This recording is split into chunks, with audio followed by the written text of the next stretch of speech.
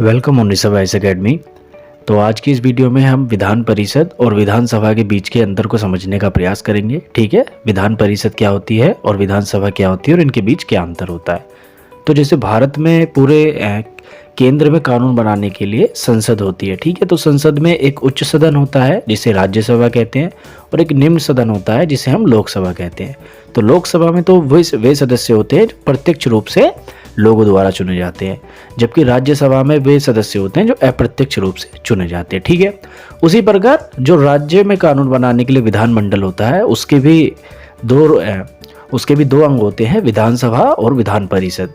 हालांकि विधान परिषद भारत के सभी राज्यों में नहीं है, अभी वर्तमान में ये केवल 6 राज्यों में ही विधान परिषद विधानमंडल के अंग के रूप में है और वो 6 राज्य हैं आपके तेलंगाना, उत्तर प्रदेश, बिहार, महाराष्ट्र, आंध्र प्रदेश और कर्नाटक। हालांकि ये पहले 7 राज्य में थी, 7वां राज्य था आपका जम्मू कश्मीर, लेकिन उसे केंद्र शासित प्रदेश बनाने के बाद से वहाँ से विधान परिषद का विघटन हो गया। ठीक है, तो अब हम एक एक कर इनके तुलना करते हैं। ठीक है, इनमें क्या क्या विषमताएं हैं। तो पहले बात करते हैं विधान परिषद की। ठीक है, तो विधान परिषद राज्य विधानमंडल का उच्च सदन होता है। जैसे संसद में राज्यसभा उच्च सदन होता है, वैसे ही राज्य विधानमंडल में विधान परिषद उच्च सदन होता है। ठीक है, और इसके सदस्य आंशिक रूप से निर्वाचित और आंशिक रूप से मनोनीत होते हैं। ठीक है, यानी कि पूर्णतः निर्वाचित नहीं होते और पूर्णतः मनोनीत नहीं होते, आंशिक रूप से होते हैं। ठीक है, जबकि विधानसभा की बात करें तो ये राज्य विधानमंडल का निम्न सदन है। जैसे संसद में आपकी लोकसभा होती है, वैसे विधानमंडल में आपका विधानसभा निम्न सदन होती है और इसके सभी सदस्य जनता द्वारा चुने जाते हैं। ठीक है, बात करते हैं इनके पीठासीन जो अधिकारी होते हैं उनको किस नाम से संबोधित करते हैं। तो जो विधान परिषद के पीठासीन अधिकारी होते हैं उन्हें सभापति कहते हैं। ठीक है, जैसे राज्यसभा का जो पीठासीन अधिकारी होता है उसे सभापति कहते हैं और विधानसभा के पीठासीन अधिकारी को स्पीकर या अध्यक्ष कहते हैं। ठीक है, सदस्यता की बात करें, सदस्यता के लिए न्यूनतम आयु की बात करें तो विधान परिषद का सदस्य बनने के लिए आपकी न्यूनतम आयु 30 वर्ष होनी चाहिए, जबकि विधानसभा का सदस्य बनने के लिए आपकी न्यूनतम आयु 25 वर्ष होनी चाहिए। और ये जो विधानसभा के सदस्य बनते हैं उन्हें हम एमएलए कहते हैं और जो विधान परिषद के सदस्य बनते हैं उन्हें हम एमएलसी कहते हैं।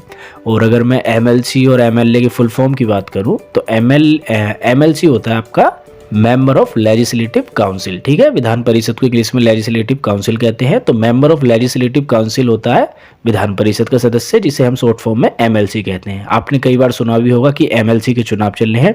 उसी प्रकार विधानसभा का जो सदस्य होता है उसे कहते हैं MLA, member of legislative assembly. ठीक है, एमएलए तो आप आमतौर पर सुनते रहते ही हैं। ठीक है, तो एमएलसी बनने के लिए आपकी न्यूनतम आयु 30 वर्ष है, जो कि राज्यसभा का सदस्य बनने के लिए भी है, और एमएलए बनने के लिए आपकी न्यूनतम आयु 25 वर्ष है, जो कि लोकसभा का सदस्य बनने के लिए भी है। ठीक है, जिसे एमपी कहते हैं।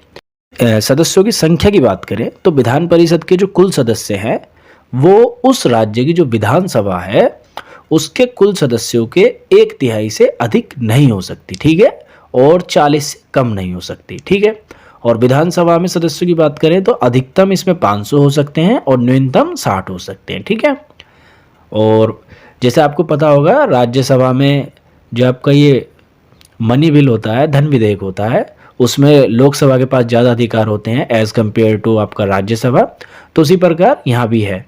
तो जो धन विधेयक है यह इसे पेश नहीं कर सकते, संशोधित नहीं कर सकते और अस्वीकार नहीं कर सकते, जबकि विधानसभा इसे पेश कर सकती है, संशोधित कर सकती है और अस्वीकार कर सकती है। बजट की बात करें तो विधान परिषद में बजट पर चर्चा कर सकता है, लेकिन अनुदान मांगों पर मतदान नहीं कर सकता, जबकि अनुदानों की मांगों पर मतदान करना विधानसभा का विशेष अधिकार है। ठीक है, फिर बात करते हैं भारतीय राष्ट्रपति के चुनाव में। तो जो विधान परिषद के सदस्य होते हैं वो इस चुनाव में भाग नहीं ले सकते। ठीक है, राज्यों की विधानसभा के सदस्य भाग ले सकते हैं, साथ ही साथ जो आपका केंद्र शासित प्रदेश है दिल्ली और पुडुचेरी, इनके जो विधानसभा के निर्वाचित सदस्य हैं वो भी भाग ले सकते हैं। ठीक है, तो इस प्रकार आज के इस वीडियो में हमने विधान परिषद और विधानसभा के बीच का अंतर को समझा, इनके बीच की तुलना करी।